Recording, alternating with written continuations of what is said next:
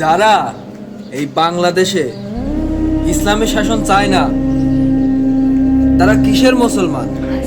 তারা কিসের মুসলমান হতে পারে? হ্যাঁ, যারা ইসলামের বিরুদ্ধে কথা বলে তারা মুসলমানের বাচ্চা কি করে হয়?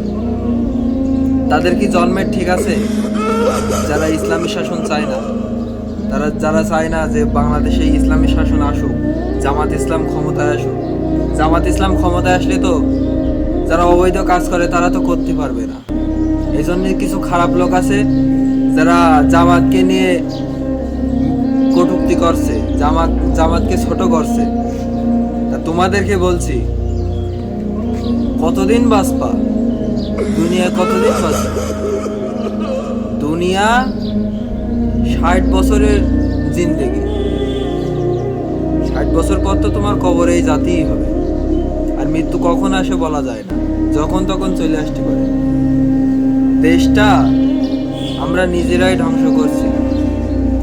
আমরা যদি না চাই যে দেশে ইসলামিক শাসন কায়েম হোক, তাহলে কিভাবে দেশ ভালো হবে, কিভাবে দেশ সুন্দর হবে? আমরা নিজেরাই তো ধ্বংস করছি।